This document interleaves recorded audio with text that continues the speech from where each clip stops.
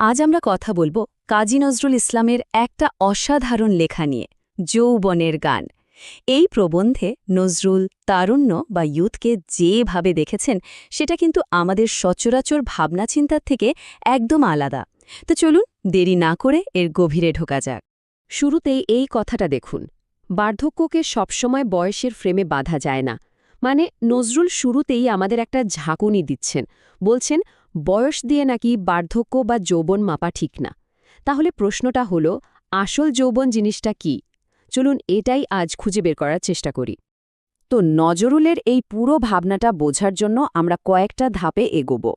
প্রথমে দেখব তিনি নিজেকে কি হিসাবে পরিচয় দিচ্ছেন। তারপর তার চোখে যৌবন আর বার্ধক্য আসলে কি, তারুণ্যের কি কি রূপ তিনি দেখেছেন, আর একদম শেষে তরুণদের জন্য তার ডাকটা ঠিক কী ছিল। আচ্ছা, তাহলে প্রথম পর্বটা দিয়েই শুরু করা যাক। তরুণদের জাগানোর ডাক দেওয়ার আগে নজরুল কিন্তু নিজের ভূমিকাটা খুব পরিষ্কার করে নিচ্ছেন। তিনি কে? একজন অ্যাক্টিভিস্ট বা কর্মী, নাকি অন্য কিছু? নজরুল বলছেন, সমাজে মূলত দুই ধরনের মানুষ আছেন, কর্মী আর ধ্যানী। কর্মীরা হলেন তারা যারা একদম সামনে থেকে মাঠে নেমে কাজ করেন, আর ধ্যানীরা তারা পর্দার আড়াল থেকে প্রেরণা দেন। আর নজরুল কিন্তু একদম পরিষ্কার করে বলছেন, আমি আজ তাহাদেরই দলে যাহারা কর্মী নন ধ্যানী। মানে তিনি নিজেকে একজন ধ্যানী হিসেবেই দেখছেন। এই ধ্যানীর ধারণাটা কিন্তু অসাধারণ। নজরুল বলছেন, ধ্যানই হল সেই শক্তি যা সরাসরি চোখে দেখা যায় না, কিন্তু আড়ালে থেকে সবকিছুকে বাঁচিয়ে রাখে। ঠিক যেমন আমাদের শিরায় শিরায় রক্ত বয়ে চলে বা একটা গাছের ভেতরে মাটির রস তাকে সজীব রাখে। তিনি নিজেকে সেই গোপন চালিকা শক্তি মনে করছেন। এবার আসা যাক আলোচনার একেবারে মূল কেন্দ্রে। নজরুলের কাছে এই যে যৌবন, এই সত্যিকারের যৌবন আসলে জিনিসটা কি? নজরুলের কাছে যৌবন কোনো সাধারণ ব্যাপার না। এটা বলতে গেলে প্রকৃতির একটা প্রচণ্ড শক্তি। ভাবুন একবার, অফুরন্ত এনার্জি, ঝড়ের মতো গতি, পাহাড় সমান আশা আর অটল সাধনা। তিনি বলছেন এই শক্তি এতই প্রবল যে মৃত্যুকেও যেন হাতের মুঠোয় নিয়ে আসতে পারে। তার মানে মূল কথাটা দাঁড়ালো, যৌবন কোনো বয়স নয়, এটা একটা মানসিক অবস্থা। এটা এমন একটা স্পিরিট যা সব কিছুকে ভেঙে চুরে নতুন করে গড়ার স্বপ্ন দেখে, আর সেই স্বপ্নটা সত্যি করার জন্য ঝাঁপিয়ে পড়তে একটুও ভয় পায় না। যৌবনের ঠিক উল্টো পিঠেই আছে বার্ধক্য। কিন্তু নজরুলের চোখে বার্ধক্য কোনো বয়স নয়, বরং এটা এক ধরনের মানসিক রোগ, একটা স্থবির অবস্থা। তাহলে বার্ধক্যটা কি? নজরুলের মতে বার্ধক্য হল সেই মানসিকতা যা শুধু পুরনোকে, মিথ্যাকে আর মৃত্যুকে আঁকড়ে ধরে বাঁচতে চায়, যারা নতুন কিছু দেখলে, নতুন দিনের আলো দেখলে ভয়ে দরজা বন্ধ করে দেয়, যারা জীবন্ত থেকেও যেন পাথরের মতো স্থির, নড়াচড়া নেই। নজরুল বলছেন তারাই আসলে বৃদ্ধ, বয়স যাই হোক না কেন। এই টেবিলটা দেখুন, ব্যাপারটা আরও পরিষ্কার হয়ে যাবে। একদিকে আছে তারুণ্য, যা সবসময় ভবিষ্যতের দিকে তাকায়, আশাবাদী আর সব নতুনকে স্বাগত জানায়। আর ঠিক তার বিপরীতে আছে বার্ধক্যের মানসিকতা, যা অতীতকে নিয়ে পড়ে থাকে, ভয়ে গুটিয়ে থাকে। মানে দুটো একদম আলাদা জীবন দর্শন। নজরুলের এই লাইনটা দেখুন, কী অসাধারণভাবে পুরো ব্যাপারটা পরিষ্কার হয়ে যায়। তিনি বলছেন, এমন অনেক তরুণ আছে যাদের যৌবনের ঊর্ধ্বের নিচে বার্ধক্যের কঙ্কাল মূর্তি। মানে বাইরে তরুণ কিন্তু ভেতরে একদম বুড়ো। আবার এমন অনেক বয়স্ক মানুষও আছেন যাদের ক্ষয়ে যাওয়া শরীরের ভেতরেও মেঘলুপ্ত সূর্যের মতো প্রদীপ্ত যৌবন জ্বলজ্বল করে। তার মানে বয়সটা এখানে সত্যিই কোনো ব্যাপারই না। চলুন এবার দেখা যাক নজরুল এই যে তারুণ্যের শক্তির কথা বলছেন, বাস্তবে তিনি কাদের মধ্যে এই শক্তিটা খুঁজে পেয়েছিলেন। আচ্ছা, নজরুল তার সময়ের দিকে তাকিয়ে তারুণ্যের প্রতীক খুঁজেছেন। তিনি তুরস্কের কামাল পাশা, রাশিয়ার লেনিন থেকে শুরু করে আরবের বেদুইন বা মহাযুদ্ধের সৈনিকদের মধ্যে সেই একই অদম্য শক্তিটা দেখতে পেয়েছেন। সেই শক্তি যা পুরনোকে ভেঙে গুড়িয়ে দিয়ে নতুন এক পৃথিবীর জন্ম দিতে পারে।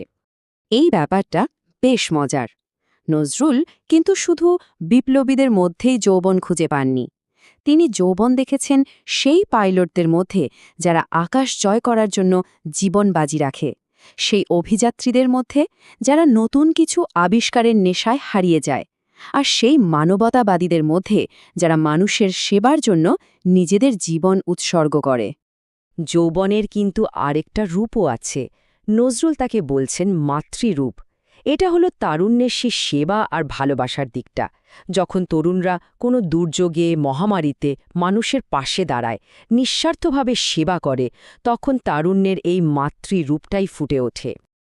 আর সবচেয়ে গুরুত্বপূর্ণ কথাটা হলো, এই তারুণ্যের শক্তি কোনো নির্দিষ্ট দেশ, জাতি বা ধর্মের সীমানায় বাধা থাকে না। এটা একটা ইউনিভার্সাল শক্তি, যার সব রকমের সীমানা পেরিয়ে শুধু মানবতাকে ধারণ করে। বেশ, এবার একদম শেষ পর্যায়ে আসা যাক। নজরুল এই তরুণ শক্তিকে ঠিক কী কাজটা করতে বলছেন? তাদের আসল মিশন বা লক্ষ্যটা কি? এই লাইনটা একবার ভালো করে খেয়াল করুন। পথ পার্শ্বের ধর্ম অট্টালিকা আজ পরপর হইয়াছে, তাহাকে ভাঙিয়া ফেলিয়া দেওয়াই আমাদের ধর্ম। এখানে ধর্ম অট্টালিকা কিন্তু একটা মেটাফোর বা রূপক। নজরুল আসলে বলতে চাইছেন সেই সব পুরনো, জীর্ণ আর বিপজ্জনক সামাজিক প্রথাগুলোর কথা। তিনি বলছেন যে দালানটা ভেঙে পড়ে অনেক মানুষের ক্ষতি করতে পারে, সেটাকে ভেঙে ফেলাই তো আসল কাজ, আর এটাই হলো তরুণের ধর্ম। তার মানে ব্যাপারটা শুধু ধ্বংসের জন্য ধ্বংস নয়, বরং এটা হলো সৃষ্টির জন্য ধ্বংস। যা কিছু পুরনো, অকেজো আর ক্ষতিকর হয়ে গেছে, সেটাকে ভেঙে ফেলার সাহস শুধু তরুণদেরই থাকে, যাতে তার জায়গায় নতুন আর সুন্দর কিছু গড়ে তোলা যায়। আমাদের এটাও মনে রাখতে হবে যে এটা শুধু একটা প্রবন্ধ ছিল না। ১৯৩২ সালে সিরাজগঞ্জে মুসলিম তরুণদের সামনে দেওয়া একটা ভাষণ ছিল এটা। অর্থাৎ নজরুল একটা নির্দিষ্ট সময়ে একটা নির্দিষ্ট প্রজন্মকে জাগিয়ে তোলার জন্যই এই কথাগুলো বলেছিলেন। তাহলে পথ কিন্তু দুটো, হয় একটা ভেঙে পড়তে থাকা পুরনো সিস্টেমের নিচে চাপা পড়ে ধ্বংস হয়ে যাওয়া, না হয় তারুণ্যের সাহস নিয়ে সেটাকে নতুন করে গড়ে তোলার লড়াইয়ে নামা। নজরুল আমাদের দ্বিতীয় পথটা বেছে নিতে বলছেন। আর শেষে এই কথাটা, যা কিনা পুরো প্রবন্ধের মূল সুরটা বেঁধে দেয়। নজরুল বলছেন, খোদা হাত দিয়াছেন বেহেশত অর্জন করিয়া লইবার জন্য, ভিখারির মতো হাত তুলিয়া ভিক্ষা করিবার জন্য নয়। মানে কি? মানে হলো মানুষকে হাত দেওয়া হয়েছে নিজের ভাগ্য, নিজের স্বর্গটা অর্জন করে নেওয়ার জন্য, কারো কাছে ভিক্ষা করার জন্য নয়। তরুণদের প্রতি এটাই ছিল তার শেষ কথা, তোমরা ভিখারি নও, তোমরা স্রষ্টা। তাহলে শেষ পর্যন্ত প্রশ্নটা কিন্তু থেকেই যাচ্ছে, প্রায় ১০০ বছর আগে নজরুল যে ডাক দিয়েছিলেন, আজকের দিনে দাঁড়িয়েও কি সেটা একইভাবে সত্যি নয়? তারুণ্যের আসল উদ্দেশ্যটা কি? শুধু একটা তৈরি করা পৃথিবী পেয়ে সেটাকে মেনে নেওয়া, নাকি নিজের হাতে নিজের মতো করে একটা নতুন পৃথিবী গড়ে তোলার সাহস দেখানো? ব্যাপারটা কিন্তু ভাবার মতো।